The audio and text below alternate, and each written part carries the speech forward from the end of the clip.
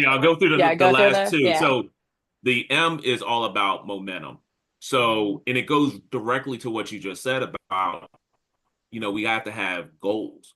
But those goals, we can't just say we're making $1 million in sales right now. We want to get to 2 million. Like that can feel big. That can, like, how do we know that we're making progress towards that? But actually making some micro goals so that, you know what, by the end of next month, we want to be at 1.1 million. What do we need to do to get there? And then if we get there, we celebrate, like you were saying. And then it's Yep. like, okay, what's the next milestone so that we can feel that momentum and it can build? Because when people are positive, they're open. When they're fearful, they're closed. And we want people to be open and creative and really have confidence that they're capable of doing great things. The last one is around support. And I Mm. think that that one, when we were putting together this concept, it was just team. And it was just team. And I was like, Rudy, something's missing. Like, what is it that's missing? And it just dawned on us, it's support. It's like you can Mm. have people together, you can have empowerment, you can have accountability, and you can have momentum. But what happens when people aren't being consistent? What happens when they're not Hmm. hitting their goals? That's when you as a leader have to provide support to help people, be who they're meant to be. And I really feel like that's one of the big hallmarks of, you know, whether you're a leader or you're a service provider that's providing something to a client, the client's hiring you because they're in a hole and they want to get out of that hole. And your job is really to say, hey, I've got the rope. I'm throwing it down. If you trust me, you hold on to it. We're going to be able to get you out of that hole. And that's really just where the support comes through, that you are being inspirational, motivational, directional, so that people really can accomplish what they aspire to accomplish. That's great. I'm, Love I, that. I want to just share with in a way to piggyback and validate the importance of empowerment. I was on LinkedIn and I actually made a post from some survey data that we received from one of our coaches. And so we've had some coaches now who've gone through our program. They're working with their clients, and we've set it up in a way in which we get feedback from them after 90 days. And so just within the last 5 days, I've made a post on some survey data that I think basically confirms what we're talking about around empowerment. So I just want to share this real quickly and see this quote. And so this is basically a testimonial where where one of our coaches' client had a 360. And so their entire team gave feedback on the changes in their manager over 90 days. And the quote was simply, she has fostered a great work environment in which we feel empowered to complete our tasks, but also feel safe enough to ask for help within 90 days. And so to Dorian's point about the importance of empowerment and to Madeline's point about having data, as we're trying to build confidence, the actual growth of a client, the growth of that business leader, the growth of that small business owner, seeing the results actually confirm that what they're doing works. And we always say results rule.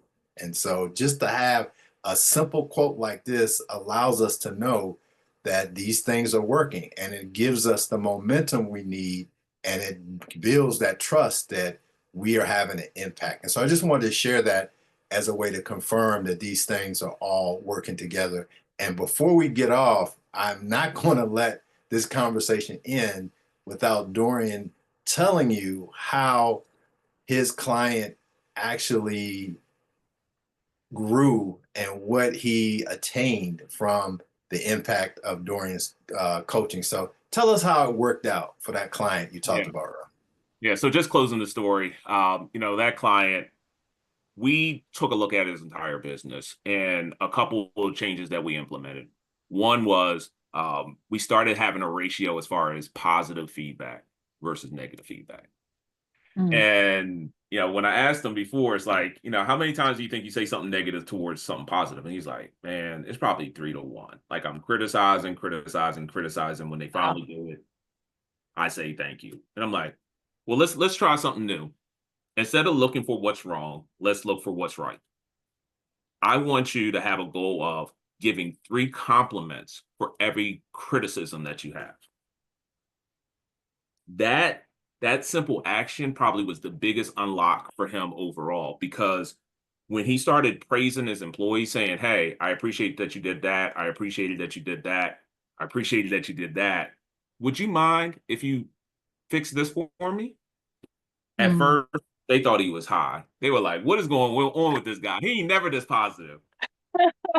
But after 2 or 3 weeks, when they were like, "No, this is just how he is now. He's being more appreciative," then they were excited. They were feeding off the positivity. They wanted to I show love him. that. And that was the big dynamic change that we saw, that it started being that he would walk into the store and an employee would grab him and say, "I cleaned this shelf. Let me show you."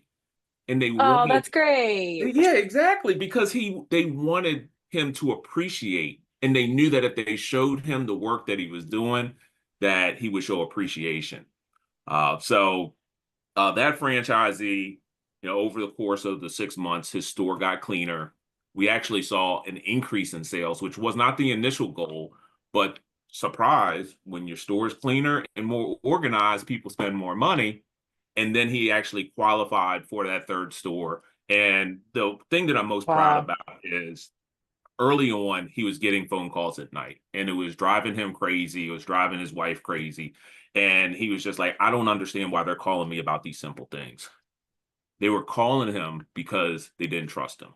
They were worried that if they didn't Mm. communicate, that they were going to get in trouble, and they were acting out of fear. By him Wow. investing in the relationship, they stopped calling him at night on things that weren't important. They would allow it to wait to the morning, and his quality of life in his relationship at home got better too. Well, and that feels like the perfect lead in too to what we're going to talk about next week. So we are getting close in our time here. We want to be respectful of everyone's time. Thank you to everyone who's joined us. We are going live again next week. You will be able to watch week 1 recorded. Week 2 will be available tomorrow. Next week, we're going to dive into producing results and measuring what matters. And that just felt like the perfect lead in, closing out that franchise story and knowing that next week we're going to be able to better dial in and better identify what these milestones could be and what you should and could be measuring that will continue to feed these results you're getting from having buy-in from your team and a team that trusts you. So I'm really excited, looking forward to that.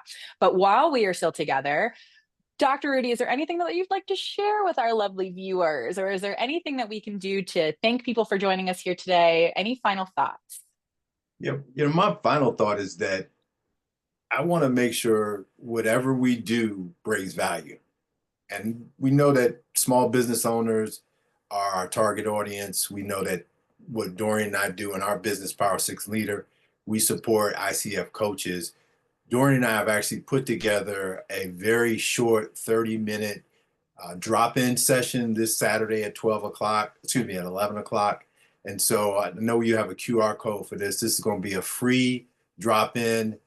If you have a question about how you can improve your business, how coaching can help you get from where you are to where you want to go, and if you're an ICF certified coach, if you want to build your coaching business, we're going to take the time to actually meet with you on Saturday at 11 o'clock to hear what you need and to provide you some support to reach your goals. And so I appreciate you all sharing the information on this so that our business owners, our coaches can get what they need to be successful.